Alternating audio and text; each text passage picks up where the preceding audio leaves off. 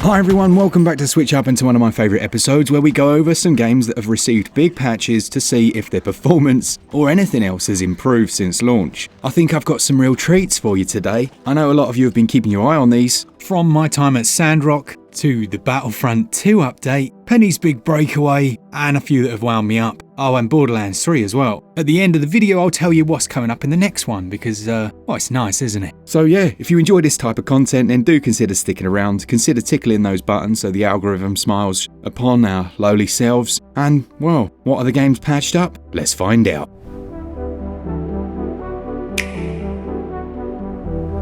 Let's begin then with my time at Sandrock. Now, when this first came out, it had some significant performance issues. I actually revisited this in the last all patched up episode, and as you can see, they've done some work towards improving the visuals and performance. Unfortunately though, it still wasn't where I would have classed it as being in a good state, and it seems this developer are not one to rest on their laurels and have been working hard on the latest update that we can see on the screen now. This has a load of changes and improvements. Before we look at frame rates though, let's talk about the bug fixes. In certain quests, there were freezes where the game would, well, literally softlock. They fixed a number of those. There was one that was a bit more significant that caused one of the NPC's houses to literally disappear, and they fixed the social scrolling bug, which meant that you could keep scrolling down and view all the characters. It'll make more sense if you've played the game, but it is a nice one to have fixed. But let's get down to the nitty-gritty. We look at performance and visuals. Now, it's really nice here because we have a new option. We've got a quality mode and a performance mode. I love it when developers do this. It means we can choose how we want to play the game. Only there's something you developers are going to have to do. The toggle for the performance and quality mode is broken. If you go on there and try and select a different mode, as you can see, it doesn't actually change. When it does change, whatever mode you have selected, it will actually select the opposite. So if you have quality mode on the screen, when you exit out, it will actually be performance and vice versa. This left me scratching my head a little bit, but I eventually got that figured out. Now, the difference in terms of quality is massive.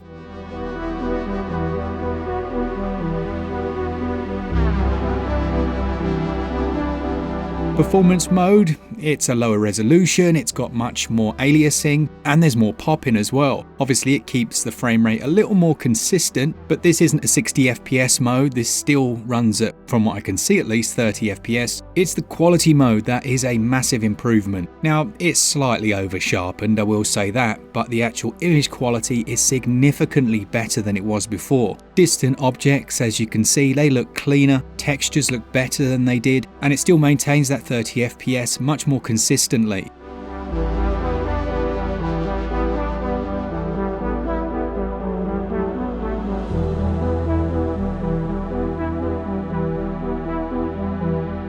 It's a real step up and I'm really pleased to see it. It's just slightly comical that the actual toggle to get it to work is back to front. That is quite the schoolboy error. Still, I think it's really nice to see the developers working so hard to get the game running the way it should. As I've mentioned, they've patched up and improved loads of areas, and it's really a good time to pick up the game if you're interested in it. So yeah, nice one.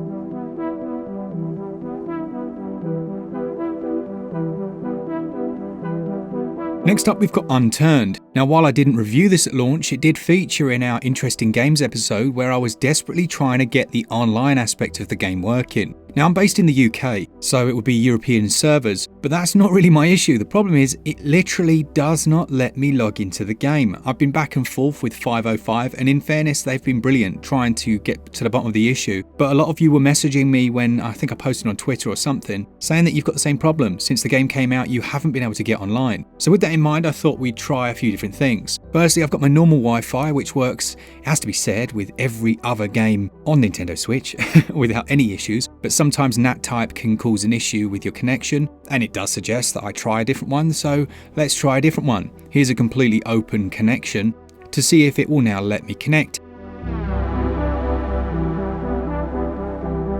And no, it doesn't. So it's broken for me at the moment, completely unusable. I paid for this one because I wanted to get you guys a review, and right now the review is avoid it like the plague, at least until it works, because right now it doesn't, and that's a real shame.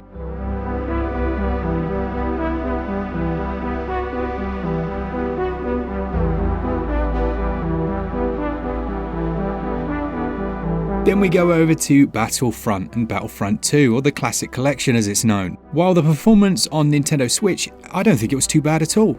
We were looking at nice, silky smooth frame rates for the most part. But the biggest issue for most people was, well, the online servers.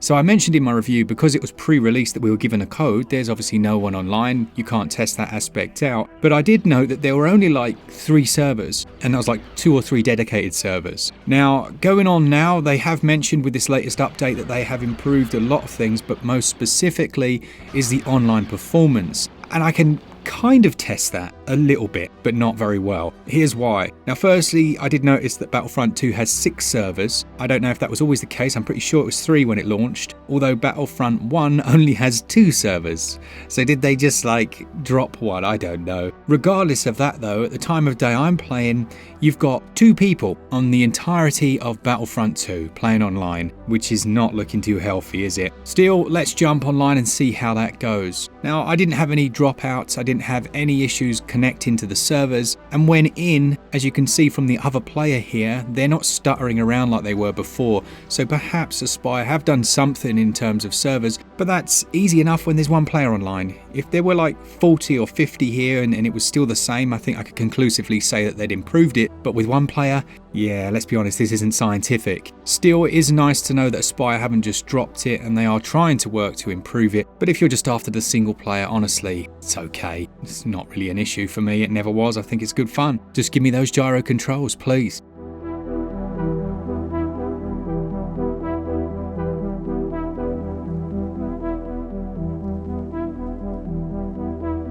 Penny's Big Breakaway. This is one of my favourite new games in a long time, and they've just made it much better, or so they say. Turns out they've just released a performance patch which took the base game of 30 FPS on Switch up to a whopping 60 frames per second, completely locked out, or at least that's the promise. Now, while it looked good originally, I was a bit concerned that by upping it to 60 FPS we'd have a terrible image quality. But, well, let's have a look.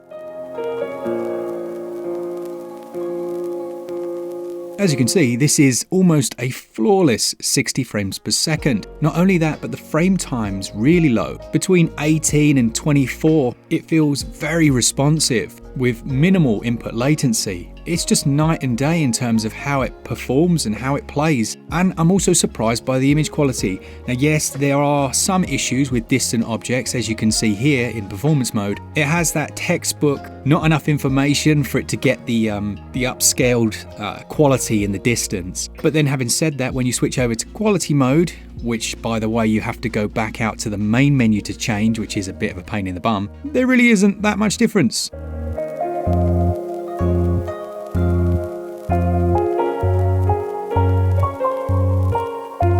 So I think it looks great, it runs great, and the way that you play these types of games, it's all about precise input. As soon as I changed back over to 30, I just couldn't control it anymore. Amazing improvements from these developers. I am so impressed.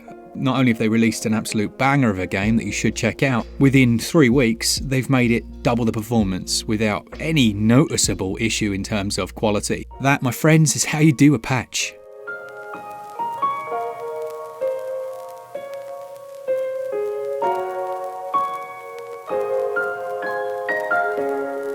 One of my favourite RPGs in recent times is Star Ocean: The Second Story R, and that's just had a massive free update from Square. Not necessarily performance, because performance was fine. This adds in loads of new things for absolutely nothing. It's completely free. Firstly, they add in a chaos difficulty mode. Now, I did mention in my review, even on the hardest option, it wasn't particularly hard. The combat was quite easy, and I think a lot of people wanted a harder mode, so they've done that already. There's a chaos difficulty mode which changes the way some of those enemies fight, the amount of damage they do, all the things you'd expect. But they've also added in new raid enemies. There are essentially some new boss fights in there as well, and even some different quest lines. There's new equipment in the game. It's like being in the old days where you just used to get free things when they updated the game. there are new NPC illustrations, and I think they felt they wanted to bring more in, so they have. So those are in the game now. They also added in the character graphics section, so you can go and have a look through all of those. One of the coolest things that they've added in is the ability to replay past endings. So if you've not played this, there's many endings depending on the choices you make and the jobs that you go for in the game. Go check out the full review if you're not sure what I'm talking about. But now they've added in so you can go back and actually watch and replay those endings. It's just a nice little touch, and one of many, as you can see from this update, that goes to show that Square, I think at the moment, are absolutely crushing it in terms of just games that are fun, games that deliver in terms of content and then deliver after launch. Yeah, Square Enix, nicely done, nicely done.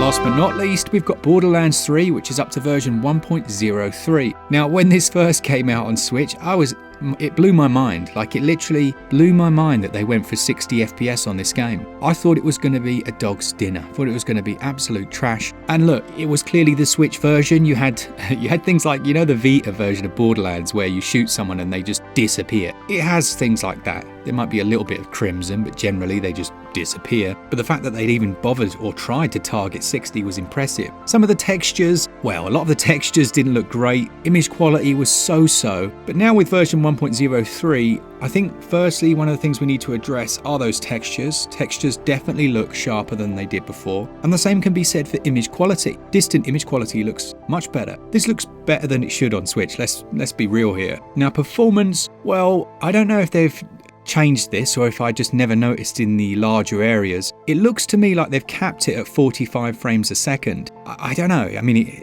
if you look here, it never goes above 45. Even when I do the old school trick of looking right at the floor or looking up at the ceiling, it just doesn't go up above that. It tends to hover from 35 to 45 and it feels pretty good. Now, the frame pacing, the rate at which frames are delivered to the screen, you're looking at between 21 and 45 milliseconds, which is quite a big margin. It's most noticeable when you're doing things like, well, when you shoot an enemy with a shotgun, there's a very slight frame pause when they die. It's almost imperceptible because the whole thing happens so quickly, but when you start to pay attention to it, you do notice it, and they do need to kind of smooth that out. Crashes have also been improved. Now, I say improved, it's impossible for the time that I get to play this now to test the patch. It's impossible for me to say that they've fixed all of the crashes, but there was one particular area where I could crash the game consistently, and it hasn't. Whether or not that means that they've improved, fixed it all, I don't know, but it is again nice to see them still working on it. One thing that I never spoke about when the game originally came out, and I do want to mention, or at least I didn't give it much time, is the HD rumble. This has some of the best HD rumble of any game. Like when you fire a shotgun, like when you click it closed, you can feel that, and then you pull the trigger and it's a much more chunky, almost kickback on the Joy-Con. It's just really good use of it. There are a lot of games that don't use HD rumble at all, and it always felt like a bit of a gimmick, and I think that's almost reflected in the way it's underutilized. I know it's not for everyone and you might not even care, but yeah, HD rumble is really nice here. The only other negative I had upon the original release was the audio. Now, I don't think they've fixed audio just yet.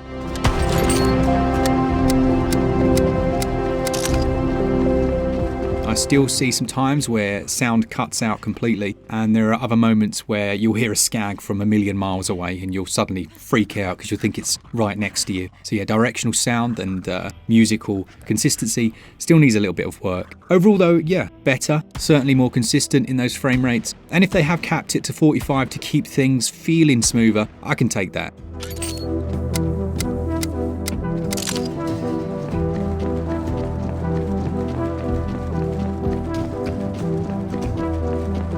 So that's it for the end of this episode. I think that was quite a nice little chunky one. Hopefully some games in there that you enjoyed. I promised you at the start we would talk about what's going to come next. There were far too many games to cover in this episode. So I've already got quite a bit of footage for the game Outward, which I reviewed the other day. South Park Snow Day has had a patch as well. Unicorn Overlord has had a big patch, so that'll be interesting to dive into. Unturned, I've put that here because I want to revisit that one, because surely they're going to get that working. Otherwise I'm going to just advise everyone to basically refund refund it, as I'm going to do if I can't get online. Prince of Persia has had another big patch. Everdream Valley, now there's an interesting one, a smaller farming game that's had probably 2 patches a month since it came out. It's just had another massive one, so I'd like to at least see what that's all about. Paleo Pines has had another big patch, and Please Touch the Artwork has also had one. So yeah, if you know of any other games that you'd like me to visit, please let me know. I am going old school. I've got like pen and paper, and I'll write them in my book. So yeah, thanks to all of you that enjoy this type of content. If you do, please do hit the like button.